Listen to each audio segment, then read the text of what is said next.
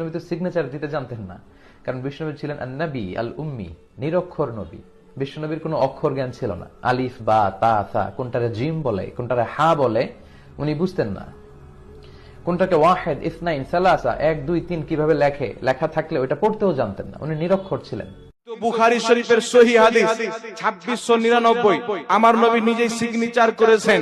তাফসীরে রুহুল বায়ানের মধ্যে আছে, আমার নবী আক্ষরিক জ্ঞান জানতেন, অপরকে শিক্ষা দিতেন।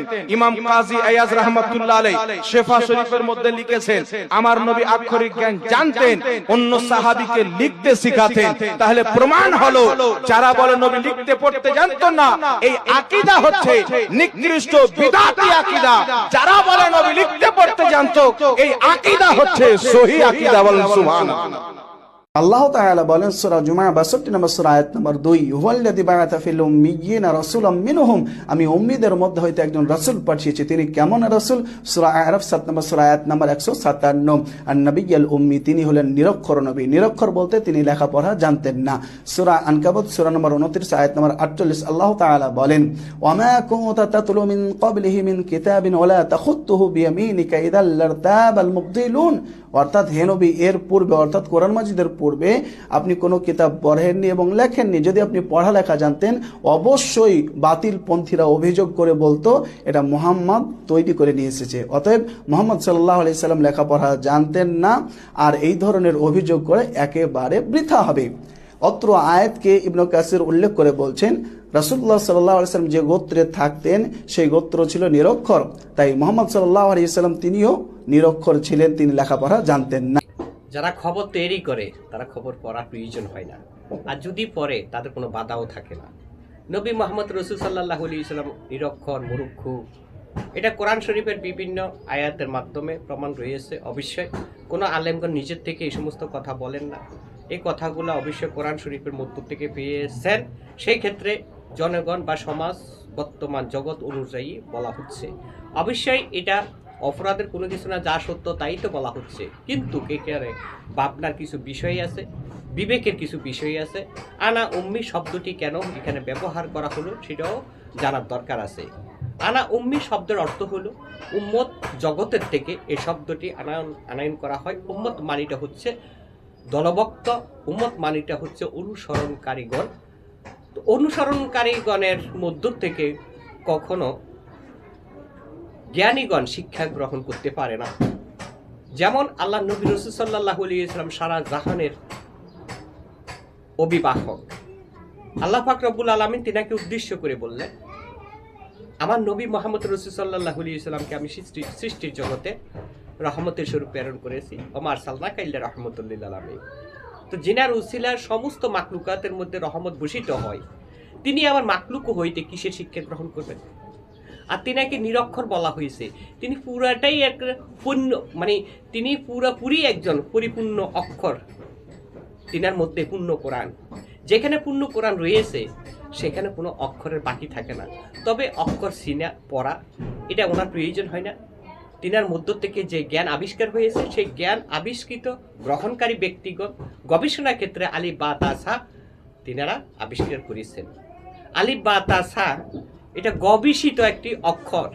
তো গবেষিত অক্ষর অবশ্যই নূরের পাওয়ার ছাড়া নয়। যেখানে নূরের পাওয়ার দিয়ে গবেষণা হয়েছে সেখানেও নবী মুহাম্মদ রাসূল সাল্লাল্লাহু আলাইহি ওয়াসাল্লাম রয়েছেন। তবে নিরক্ষর বা লেখাপড়া জানেন না, শিখেননি, এই সমস্ত কথাবার্তা যদি কোরআন শরীফের আয়াত সূরার মাধ্যম দিয়ে আসছে, তবে এটা বাহ্যিক জগতের জ্ঞান, বাহ্যিক জগতের শিক্ষা, মহামানবগণের কোনো প্রয়োজন হয় না। আনা উম্মি শব্দটি এমনভাবে বোঝানো হয়েছে যাদের মধ্যে কোরআন নাজিল হয়েছে, যারা কোরআনের প্রতি সম্মান শ্রদ্ধা রেখেছে, বিশ্বাস করেছে, তাদেরকে উম্মতি হিসাবে গ্রহণ করা হয়েছে, গণ্য করা হয়েছে। এই উম্মতি জগতের মধ্যে পূর্বের নবীগণও রয়েছে।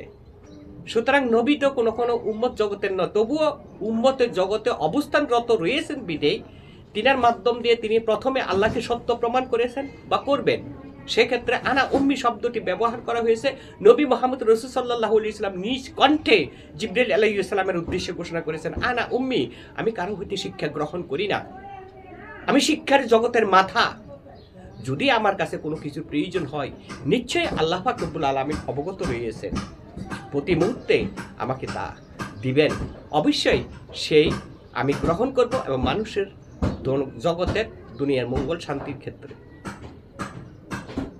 আল্লাহ পাক রব্বুল আলামিনের পক্ষ থেকে যত সুসংবাদ নবী মুহাম্মদ রাসূল সাল্লাল্লাহু আলাইহি ওয়াসাল্লামের নিকটে জিবরাইল আলাইহিস সালামের মাধ্যমে আসছে, তো জিবরাইল আলাইহিস সালামকে কখনো বলেননি তো যে আমার জন্য এই খবরটা নিয়ে আসেন, এই ফয়সালাটা নিয়ে আসেন, বরঞ্চ জিবরাইল আলাইহিস সালামকে আল্লাহ পাঠিয়ে দিয়েছেন আমার বন্ধুকে এই ফয়সালাটা দিয়ে দাও। কিন্তু আল্লাহ পাক রব্বুল আলামিন নবী মুহাম্মদ রাসূল সাল্লাল্লাহু আলাইহি ওয়াসাল্লামকে উদ্দেশ্য করে বলেছেন যেখানে আমার বন্ধু সেখানে আমি নিজেই। হাদিসে প্রমাণ আছে, কোরআনে প্রমাণ আছে, তো যেখানে আল্লাহ থাকেন সেখানে জিবরাইল আছে, নবীও আছে, রসুলও আছে। নবীর পরিচয় জমিনে, নবীর মাধ্যম দিয়ে আল্লাহর প্রকাশ, কিন্তু রাসূলের পরিচয় হলো জমিন থেকে আসমান পর্যন্ত। আল্লাহ হইতে রাসূল পৃথক নন, আর রসুল হইতে নবী পৃথক নন। জিবরাইল, আল্লাহ, রসুল সবই এক জায়গার মধ্যে, কিন্তু আমাদের বুঝতে ভুল হচ্ছে, আমলে ভুল হচ্ছে, যার কারণে বর্তমান সমাজের মধ্যে বিভ্রান্ত ঘটে কিনা, ইমানের উপরে আঘাত আসে কিনা, এটি হলো চিন্তার বিষয়। যখনই বলা হবে নবী তো কোনো লেখাপড়া জানতেন না, তিনি নিরক্ষর মূর্খ, তখনই কিছু কিছু মানুষ আছে শিক্ষাটাকে বেশি মর্যাদা দিয়ে থাকে, দামি মনে করতে পারে। যারা লেখাপড়া করেছে তারা না অতীত বুঝতে পারে, তাদের কাছে জ্ঞান আছে, অন্যদের কাছে জ্ঞান নাই। আল্লাহ তো জ্ঞান যাদের মধ্যে ভূষিত হয় তাদের কোনো শিক্ষার প্রয়োজন হয় না, তারা সৃষ্টির জগতের মহামানব। আল্লাহ সকলের মধ্যে শান্তি রহমত দান করুক। অবশ্যই আমরা সুন্দর ফায়সালা অনুযায়ী কথাবার্তা বলবো, মানুষ যাতে বুঝতে পারে নবী মুহাম্মদ রাসূল সাল্লাল্লাহু আলাইহি ওয়াসাল্লাম অক্ষরকে জন্ম দিয়েছে, কোরআন জন্ম দিয়েছে, তিনি অক্ষর শিখার কোনো প্রয়োজন নেই। আল্লাহ সকলের মধ্যে শান্তি রহমত দান করুন।